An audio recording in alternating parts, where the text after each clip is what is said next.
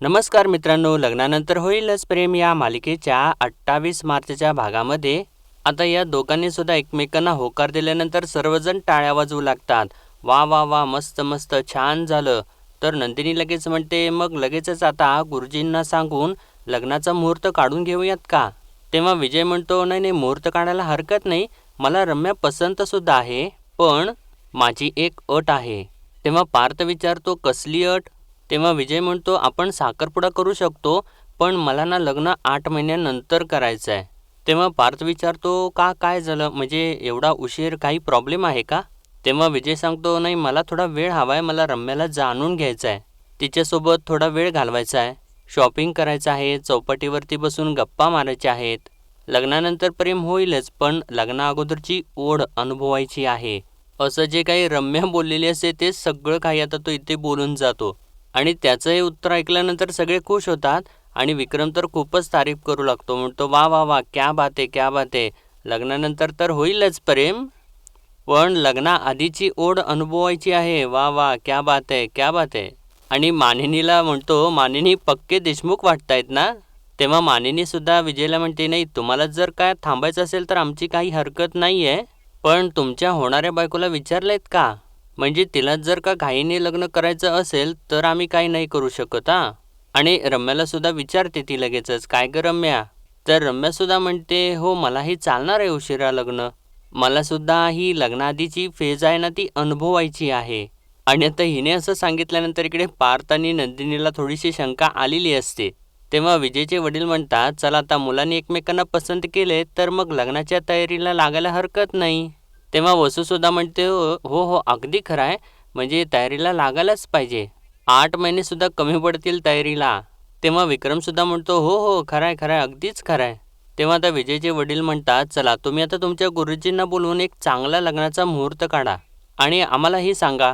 तेव्हा मानिनी म्हणते, हो, नक्कीच, आणि आता दोघांनी एकमेकांना पसंत केले तर तोंडगोड करूयात का, असं म्हणते. आणि तेव्हा मिथुन काकांना सांगते, मिथुन भाऊजी या पुढे. तर तेव्हा आता मिथुन काका पुढे येतात आणि सगळ्यांना आता पेढे देऊ लागतात आणि सगळेजण आता एकदम उठतात आणि एकमेकांचं तोंड गोड करू लागतात. तेव्हा नंदिनी आणि पार्थ मात्र एकमेकांच्याकडेच बघत असतात, त्यांना थोडीशी शंका आलेलीच असते. तर त्यानंतर रात्री आता काव्या फोन हातामध्ये घेऊन इकडे तिकडे करत असते आणि बडबडत असते, अरे, रम्याचा साखरपुडा ठरला आणि मी गाडी चालवायला शिकले आणि हे सगळं मला अनिशाला सांगायचं आहे आणि ही फोनच उचलत नाही आहे. आणि परत तिला फोन ट्राय करते आणि म्हणते, अगं उचल ग बाई. तर इकडे आता अनिशाच्या फोनवरती रिंग वाजत असते आणि अनिशा आता मुद्दाम फोन कट करून टाकते. तर काव्या म्हणते, काय काय नाटकं काय आहे तिची, मी एक काम करते, आता हिला व्हॉइस नोटच पाठवते.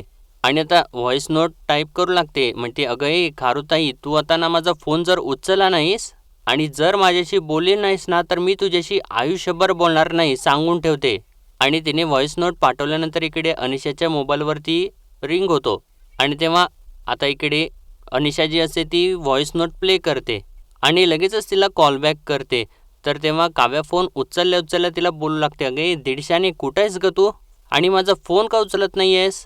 तर अनिशा एकदम सिरियस मोडमध्येच त्याच्याशी बोलत असते. म्हणते, बोल, का फोन करत होतीस? तर तेव्हा काव्या म्हणते, अगं फोन का करत होतीस म्हणजे काय? अगं हे काय बोलणं झालं अनिशा, आपण काय एकमेकींना फोन करत नाही का, बोलत नाही का आपण एकमेकींशी? माझ्याकडे सांगायला तुझ्यासाठी एक न्यूज आहे म्हणून मी तुला फोन करत होते. आता ही गोष्ट वेगळी आहे की मी आजकाल तुला फोन करते, पण तू काय माझे फोन उचलत नाहीस. काय झाले तुला आणि किती दिवस झालं तू इकडे फिरकली पण नाही आहेस? ये की एक दिवस छान मस्तपैकी बसून गप्पा मारू, मी तुला सिनेमन कॉफी पण प्यायला देते. तर अनिशा म्हणते, एक मिनिट ऐक ना काव्या, मी ना खूप गडबडीत आहे, आपण नंतर बोलू. तर तेव्हा काव्या म्हणते, अनिशा आता बाद झाला, कशात एवढी बिझी आहेस तू? तर अनिशा म्हणते, ज्यामध्ये तू बिझी नाही आहेस ना त्यामध्ये बिझी आहे मी. तर तेव्हा काव्या म्हणते, काय काय चाललंय काय तुझं अनिशा, मला काही कळतच नाही आहे. तर अनिशा इकडून बाय म्हणत असते. तर काव्या म्हणते, नाही नाही अनिशा, अजिबात तू फोन ठेवायचा नाही आहेस, नाहीतर मी एक काम करते ना, तुला फोन वगैरे करतच बसत नाही, डायरेक्ट तुझ्या घरी येऊन बसते, मग कुठे पळून जाशील ग तू? तर अनिशा तिला म्हणते, तूच कुठं जाशील, मी जुन्या घरी राहत नाही आता, ती जागा सोडली आहे मी. तर तेव्हा काव्या म्हणते, अगं अनिशा, कधी, कुठे, कशी शिफ्ट झालीस तू? बरं एकटीनेच केलं सगळं शिफ्टिंग वगैरे? अगं मला सांगायचंच ना, मी आले असते मदतीला. तर अनिशा म्हणते, नसते आलीस तू काव्या, खूप बिझी आहेस ना तू सध्या, बाय असं म्हणून ती फोनच कट करून टाकते. आणि तेव्हा आता काव्याला जाणवतं की हिचं काहीतरी नक्कीच बिनसलेलं आहे आणि ही अशी का करते. आणि आता त्या गोष्टीचा ती विचार करत असते. इतक्यातच आता पार्थ येतो आणि त्याने तिच्यासाठी मसाले दूध आणलेलं असतं. तर काव्या विचारते, हे काय? तर पार्थ म्हणतो, हे मसाले दूध. तर काव्या विचारते, पण का? तर तेव्हा पार्थ म्हणतो, रोज रोज काय कॉफी प्यायची, कधीतरी मसाले दूध पण प्यायला पाहिजे ना. तर काव्य परत विचारते, पण का? तेव्हा पार्थ म्हणतो, का मसाले दूध प्यायला काय कोजागिरीच असली पाहिजे का? माझं पुनवेचं चांदणं आहे की माझ्यासोबत. असं तो थोडंसं रोमॅन्टिक आणि फनी मूडमध्ये असतो. पण काव्याला ते काही म्हणजे तिचा मूड वेगळाच असतो. म्हणजे आता अनिशासोबत जे काही घडलेलं असतं त्यामुळे तिचा मूड थोडासा स्पॉईल झालेला असतो. आणि आता पार्थला ते जाणवल्यानंतर तो विचारतो, काय झालं? तेव्हा काव्य सांगते, उद्या रम्याचा साखरपुडा झाला ना की मी जरा अनिशाला भेटून येते. तिला काय झालं काय कळत नाही आहे हो. आणि मला राहून राहून असं वाटते देशमुख की तिच्या न बोलण्याचं कारण माझ्या समोर आहे, पण मला ते दिसत नाही आहे. आणि या दोघांचं असं चाललेलं असतं आणि आता इकडे रम्या म्हणत असते, शी खोटं खोटं हसून हसून ना माझे गाल दुखायला लागलेत. कधी एकदा तो बघायचा कार्यक्रम संपतोय ना असंच झालं होतं. पण वसू तर जाम एक्सायटेड झालेली असते आणि म्हणते, रम्या रम्या अगं हा बघण्याचा कार्यक्रम झाला ना मला तर खूप छान वाटते. तर रम्या म्हणते, काय? तर वसू म्हणते, अगं हो, हे बघ ना, प्रत्येक आईचं एक स्वप्न असतं की तिच्या मुलीसाठी चांगलं स्थळ यावं, कांदेपोहेचा कार्यक्रम व्हावा, मानपानाच्या बैठकीसुद्धा व्हाव्यात आणि समोरच्यांनी आपल्या मुलीलाच पसंत करावं. आणि तुला खरं सांगू का, मला ना ही माणसं खूप आवडली अगं. म्हणजे विजयचे आईबाबा आणि विजय खरंच खूप छान आहेत बाळा. आणि मी सुद्धा बघत होते की तू विजयकडे बघून कशी लाजत होतीस ते. तर तेव्हा रम्याला धक्काच बसतो आणि ती म्हणते, अगं आई तुला काय ते सगळं खरं वाटायला लागले का? अगं खोटं होतं ते, नाटक करत होते मी. उगाच ना नसते स्वप्न बघू नकोस तू. तर वसू म्हणते, अगं पण चांगली स्वप्न बघायला हरकत काय आहे? हे बघ इतके दिवस झाले ना मी काही बोलले नव्हते, पण आता बाद झालं ना हे सगळं. एकदा विचार करून बघ, ऐकायला किती छान वाटेल ना. रम्या विजय मतकरी असं ती बोलणारच असते तर तेव्हा रम्या तर आपल्या हातामधल्या बांगड्याच खाली फेकते आणि रागारागात वसूला म्हणते, बास, परत असं कधीच म्हणू नकोस आई. रम्या विजय मतकरी हे कधीच घडणार नाहीये.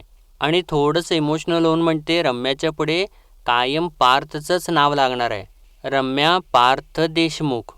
आणि ही गोष्ट कधीच कोणीच रिप्लेस करू शकत नाही, हे लक्षात ठेव. तर वसू आता चिडते आणि म्हणते, अगं किती दिवस चालणार आहे हे पार्थचं पुराण, किती दिवस? अगं रम्या तुला कळत का नाही आहे? अगं तो विजय खरंच चांगला मुलगा आहे अगं, किती साधा आहे तो. नाही मला कालपर्यंत म्हणजे मान्य आहे रम्या की मी त्याला मजनू म्हणत होते, सिनेमन कॉपी करून घेतो म्हणून हसतही होते त्याच्यावर. पण तुला खरं सांगू का बाळा, आज त्याला प्रत्यक्ष बघितलं ना तेव्हा त्याचा साधेपणा, त्याचा रुतबा, त्याला तुझ्याबद्दल वाटणारा आदर आणि मान, हे सगळं काही बघून खरंच खूप छान वाटलं बाळा. मला सांग, घरामध्ये पार्थच काय इतर कोणीसुद्धा तुला इतका मान दिलाय? मला काय वाटतंय माहिती का रम्या, तुझ्या बाबांनीच तुझ्यासाठी हे स्थळ पाठवलेलं असणार. आणि विचार कर ना, ऐक ना जरासं, म्हणजे काय माहिती हा मुलगा पार्थपेक्षा सुद्धा चांगला निघेल. विचार करायला काय हरकत आहे बाळा. तर रम्या आता तिच्यावर ओरडते जोरात, आई बास. आणि अशी ओरडून ती तिथून उठून निघूनच जाते. आणि त्यानंतर अखेर आता पार्थ आणि नंदिनी एकमेकांच्या समोर येतात आणि त्यांचं बोलणं आता चालू होतं. नंदिनी आता पार्थला म्हणत असते, तुम्हाला सांगू का, मला तो विजय ना खरंच खूप चांगला मुलगा वाटला, एकदम जेन्युइन. मला असं वाटलंच नाही की तो म्हणजे रम्याला सामील वगैरे आहे. तेव्हा पार्थ म्हणतो, पण मी हेही नोटीस केले की तो रम्याच्या आधीच प्रेमात पडलाय. तर नंदिनी विचारते, मग? तेव्हा पार्थ म्हणतो, काय आहे ना की प्रेमामध्ये माणूस समोरच्यावरती आंधळ्यासारखा विश्वास ठेवतो, समोरचा जे काही सांगेल ते करतो. तेव्हा नंदिनी म्हणते, म्हणजे तुम्हाला असं वाटते की रम्या विजयचा वापर करून घेत असेल? तेव्हा पार्थ म्हणतो, नाही नाही, मी ऑब्झर्व केले, तुम्ही जेव्हा रम्याला घेऊन आलात तेव्हा तो रम्यासाठी उभा राहिला आणि एकटक रम्याकडे बघत होता. रम्याबद्दल त्याला प्रचंड आदर आहे हे समजू शकतो मी, पण तो रम्यासोबत जेव्हा बोलून बाहेर आला तेव्हा म्हटला की 8 महिन्यानंतर लग्न करूया. आणि हे पटते का तुम्हाला? तेव्हा नंदिनीसुद्धा म्हणते, नाही, म्हणजे रम्याने नक्कीच त्याला गोड बोलून असं बोलायला भाग पाडलं असेल, पण म्हणजे रम्या खरंच हा सगळा काही दिखावा करते? तेव्हा पार्थ म्हणतो, हो करतही असेल, मला नाही वाटत नंदिनी, रम्या अजून बदललेली आहे. काय आहे, मी आणलेल्या स्थळाबद्दल मला गॅरंटी आहे, पण रम्याची गॅरंटी नाही आहे. तिच्या मनामध्ये आत्ता काय चालू आहे ना ते मला माहिती नाही. पण मला हे सेन्स नक्कीच होते की जे दिसतंय ना ते तसं अजिबात नाही आहे. आणि तुम्हाला हे पटतंय का?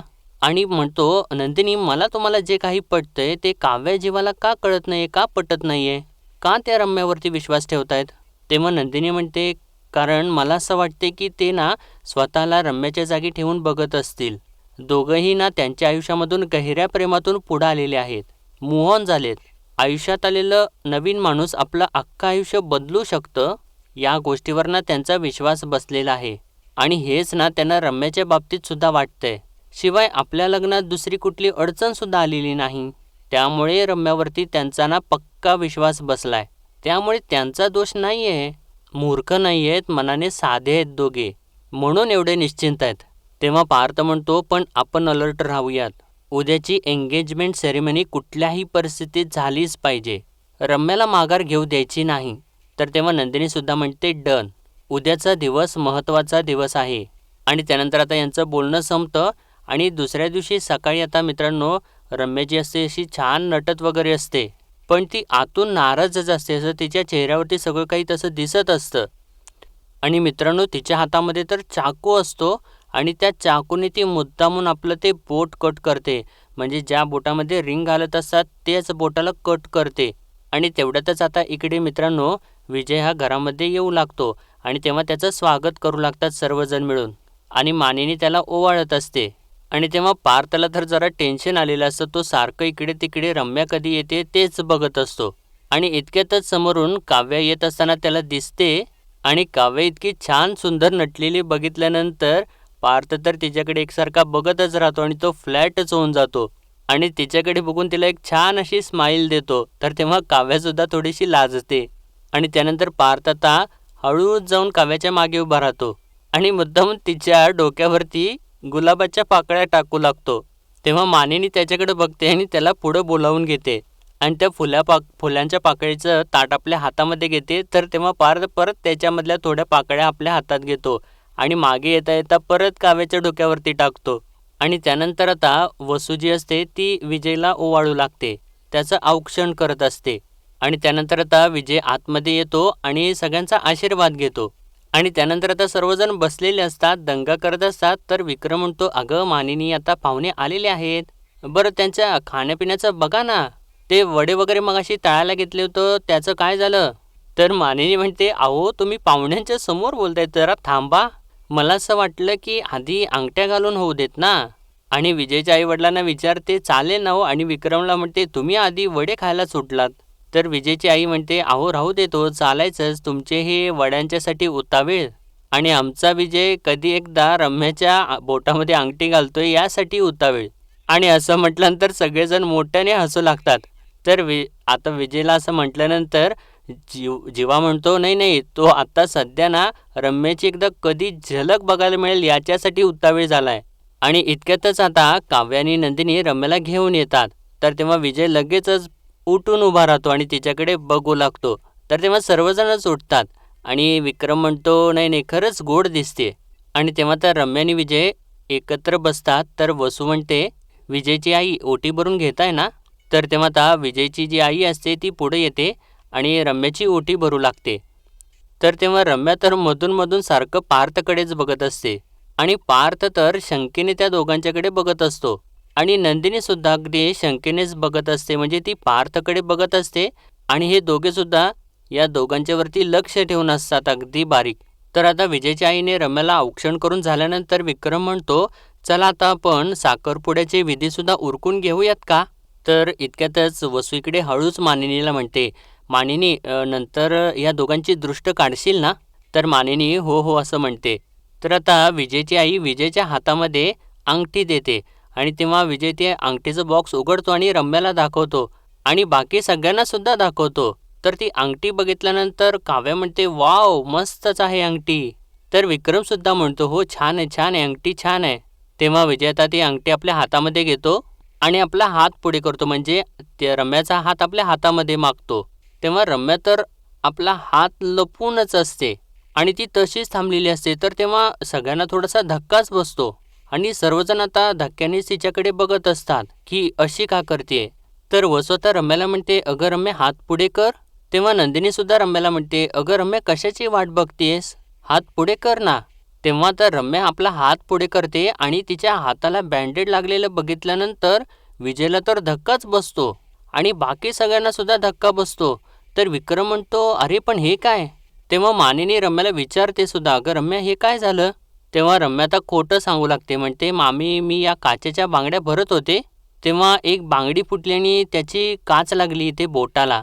तर विक्रम म्हणतो, अगं काय कर रम्या, अगं कामं करताना जरा लक्ष देऊन करायची ना, हे काय आहे. तर तेव्हा आता पार्थ लगेचच नंदिनीकडे बघतो आणि तिला इशारा करतो आणि इशाऱ्याने सांगतो, माझी शंका ती होती ती बरोबर निघाली.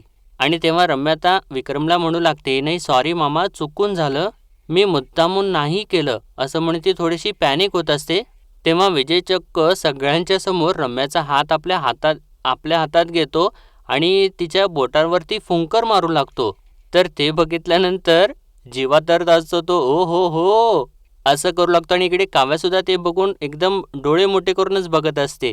तेव्हा रम्या म्हणते, आय नो, म्हणजे या बोटांमध्येच साखरपुड्याच्या वेळी अंगठी घालायची असते असं म्हणतात, म्हणजे काहीतरी या बोटाची नस हृदयाला जाऊन मिळते वगैरे, असं ती सर्व काही बोलत असते. तर तेव्हा विजय तिला थांबवतो आणि म्हणतो, नाही नाही नाही, हे असं काही नसतं, ही सगळी फॉर्मॅलिटी आहे.